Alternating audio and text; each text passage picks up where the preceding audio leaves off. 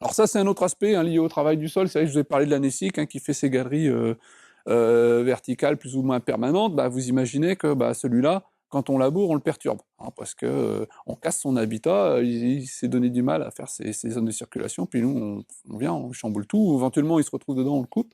Hein, ou bien on le fait bouffer par les mouettes parce qu'on le met à la surface du sol. Voilà, le labour, c'est vrai qu'il perturbe beaucoup les anéciques, il ne perturbe pas du tout les endogés. Eux, peu importe, hein, de toute façon, ils ont l'habitude de travailler et de recréer des nouvelles galeries sans arrêt. Ils ne sont pas trop affectés hein, par le travail du sol. Hein, donc ça, c'est une synthèse de tout un tas d'essais de travail du sol hein, au niveau européen. Vous avez peut-être déjà vu aussi. Hein, donc ils ont regardé, ils se sont fait plaisir hein, parce qu'ils ont regardé le nombre de vers au mètre carré, ils ont regardé la masse de vers de terre au mètre carré, le volume des tubes et les quantités de terre qui étaient rejetées par les vers de terre. Donc bon, ils ont vraiment fouillé les choses dans tous les sens. Et bon, voilà, les TCS, vous voyez que ça c'est plutôt favorable par rapport au labour, hein. Heu, Notamment, bon là, moins on travaille intensément le sol, plus on a l'impression que voilà, c'est favorable. Mais vraiment le gap, hein, la différence majeure, elle est vraiment fournie par le SMI direct, hein. C'est ce qui vraiment, fait exploser les populations, de vers de terre sur une parcelle. Donc après le SMI direct, ça pose, d'autres problèmes de mise en œuvre, mais voilà, au niveau vers de terre, c'est, voilà, la technique qui perturbe le moins leur habitat et qui, fait monter le plus les populations. Alors nous on avait, 4 essais, bon il en reste plus que 2 d'ailleurs.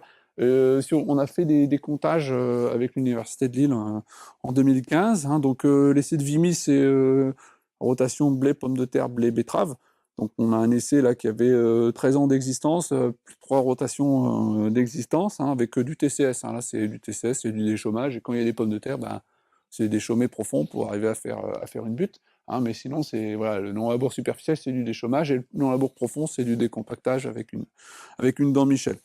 Hein. Ce qu'on a observé, mais c'est pas forcément significatif, mais c'est qu'il y a une tendance hein, à avoir plus de biomasse en non-labour et aussi plus d'individus. Par contre, sur les lombriques, il n'y a pas vraiment de différence significative. Vous voyez, 1 au mètre carré, 1,5, c'est très très pauvre, quoi. Très très pauvre. Sur le site de Solem, qui a une rotation plus diversifiée avec chicorée, blé, lin, blé, pois, blé. Là, les populations sont un peu différentes. Là, on a quand même des choses qui sont plus différenciées. Pourtant, vous voyez, l'essai, il a démarré en 2007, donc, ou 2008 même. Il est quand même plus récent, hein, mais il n'y a qu'une rotation. On a voilà, un impact significatif hein, du non-labour sur la biomasse totale. Pas forcément sur la densité, le nombre de vers, hein, mais sur la masse on a un effet. Et pourquoi? Parce qu'en fait, on a bien favorisé les lombriques. Hein, donc, vous voyez que les lombriques, si le nombre d'individus est significativement supérieur en non-labour. Alors, il y a du labour, du non-labour, et le mixte, en fait, c'est un itinéraire où on laboure plus ou moins 1 an sur 2. En général, on laboure pour les cultures de printemps. Donc, le mix, vous voyez qu'au passage, il est proche du comportement du labour sur les lombriques, hein, et puis, voilà. Surtout d'ailleurs.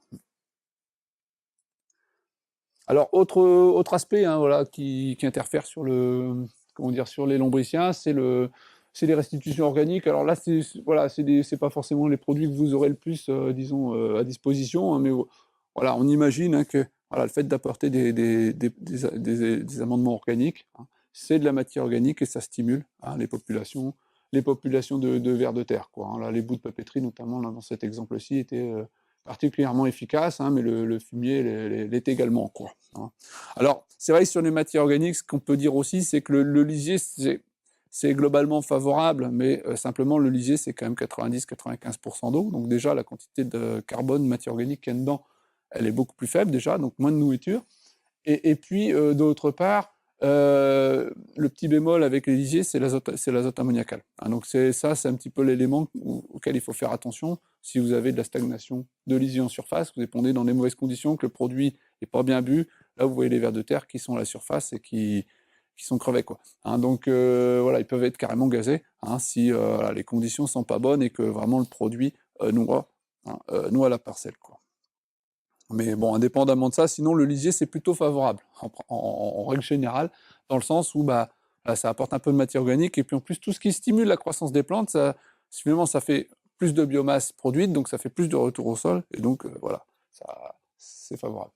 Alors ça, c'est un autre angle, hein, c'est les travaux de l'INRA de Rennes. Bon, c'est l'INRA qui vraiment la station de recherche qui travaille beaucoup sur les vers de terre en France, hein. Donc là, ils ont comparé un système, système d'élevage, hein, avec le système prairie, régras trèfle blanc, et puis le système maïs, hein. Donc maïs avec une fertilisation lisier au milieu et maïs avec une fertilisation minérale tout à droite, hein. Et donc on voit qu'effectivement, il y a beaucoup plus de vers de terre dans la prairie régras trèfle blanc que dans la terre labourable avec le maïs. Par contre, il y a un petit effet positif, vous voyez, du maïs conduit avec un lisier par rapport au maïs conduit uniquement avec une fertilisation minérale.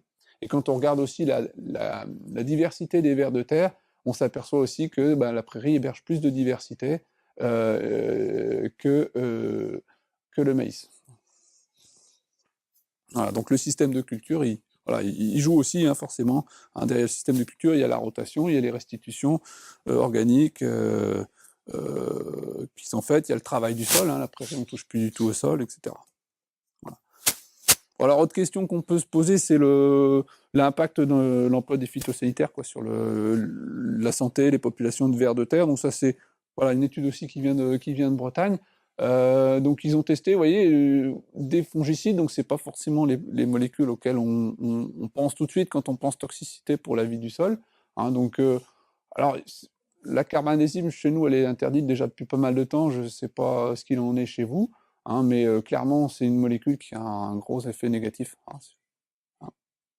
Voilà, qui avait un gros effet négatif, donc le fait qu'elle ait été supprimée, je trouve que c'est pas un mal, hein, quand on voit le résultat.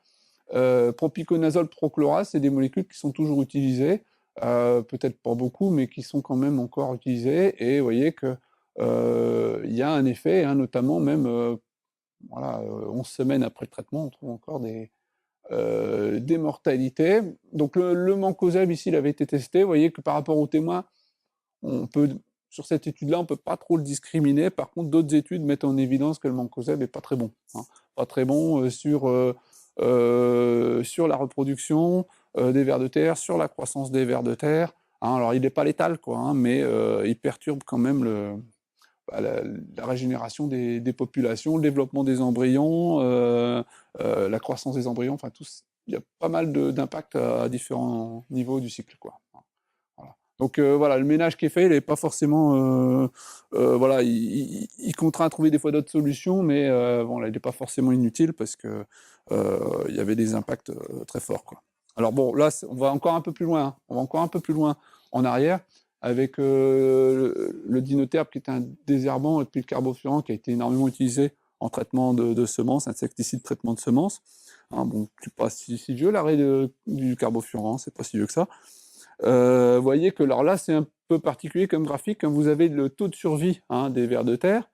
Donc, quand ils sont mis juste après le traitement ou quand ils sont mis un certain nombre de semaines après le traitement. Vous voyez que c'est pour ça que ça se décale, hein, les triangles se décalent dans le temps parce qu'on va introduire les vers de terre de plus en plus tard après le traitement, hein, pour voir en fait l'aspect rémanence de la toxicité. Et le dinoterpe, c'était vraiment très très efficace pour détruire les vers de terre, hein, et même, je veux dire, 16 semaines, donc 4 mois après traitement, vous aviez encore des destructions de l'ordre de 40% de la population. Le carbofuran, très efficace aussi. Par contre, certainement, une molécule qui se dégrade plus vite, hein, parce que vous voyez que les populations qui sont introduites après 8 semaines, le taux de mortalité, il est quand même plus faible, hein, il est de l'ordre de 20%. Hein, donc on a certainement une molécule qui a une meilleure capacité à se dégrader dans le sol. Et donc, ça m'amène à la réflexion suivante, c'est que la rémanence, peut-être qu'on en veut des fois en agriculture parce qu'on veut que le produit dure, mais la toxicité, elle peut être aussi rémanente, quoi, hein. Là, on a des réseaux de suivi de la qualité des sols. Donc, c'est des réseaux qui sont faits sur la masse d'un maillage de 15 km. Donc, tous les 15 km, il y a un point de contrôle et on y va régulièrement, hein. Donc, ça, c'est la recherche qui fait ça. Et dans les sols du Nord-Pas-de-Calais, on retrouve de l'atrazine et du lindane qui sont interdits depuis 12-13 ans. On en retrouve dans les sols, quoi, clairement.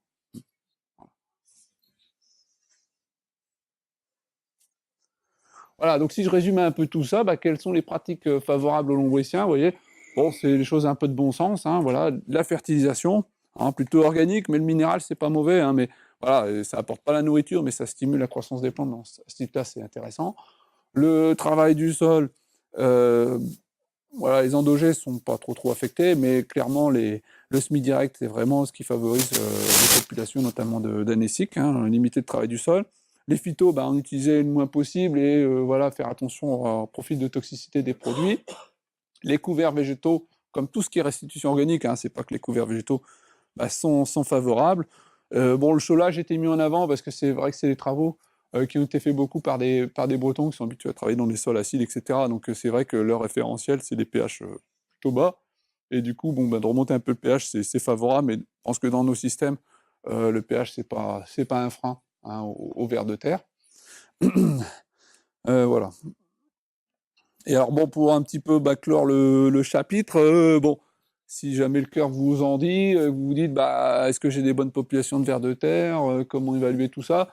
Bon, c'est pas évident, hein. Je pense que de surface, depuis la surface, hein, je veux dire en regardant la surface du sol, vous pouvez toujours voir des choses, hein, notamment les turicules, hein, les petites amottes d'éjection. Vous pouvez de temps en temps voir des vers de terre s'accoupler, tête bêche, mais malgré tout, il faudra vraiment avoir beaucoup de chance, hein, pour arriver à observer ça.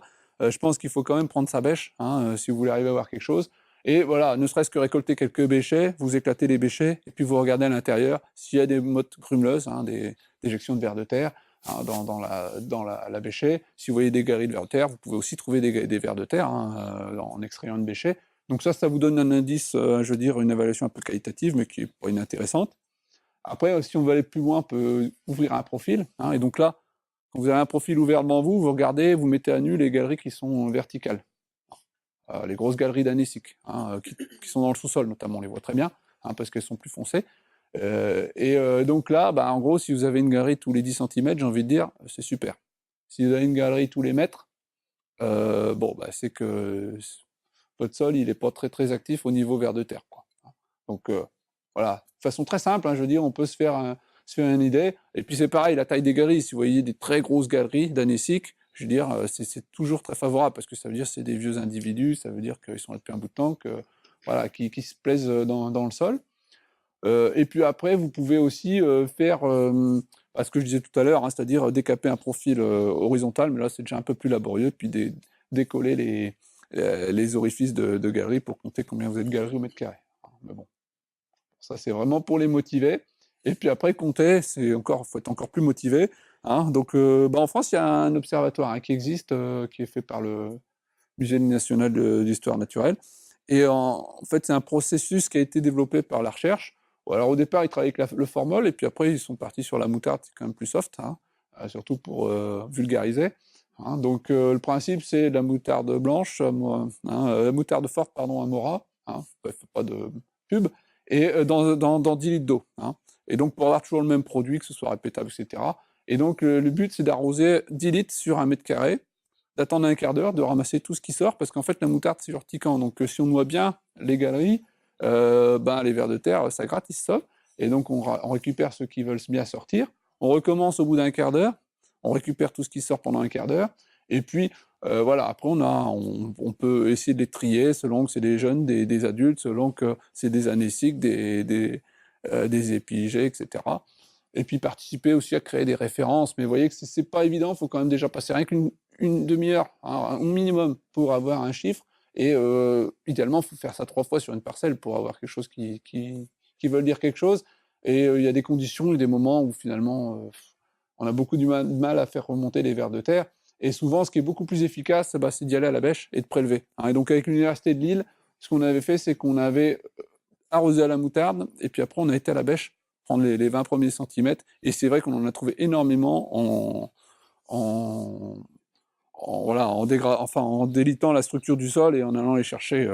Il y en a beaucoup qui n'étaient pas remontés malgré la moutarde qu'on avait balancée, quoi. Voilà. Donc après, voilà, il y en a qui avancent des chiffres, mais j'ai peur que dans un bloc de terre de 20 sur 20 par 30, j'ai peur que vous ayez souvent moins de 10 vers de terre, hein. J'ai peur. Donc ça va peut-être voilà, vous démoraliser de faire le test, quoi. Mais bon, voilà. Déjà, de regarder un peu la densité, voir si ça vit ou pas, ou bien si vraiment il n'y a rien du tout. Déjà, faites une petite idée, quoi.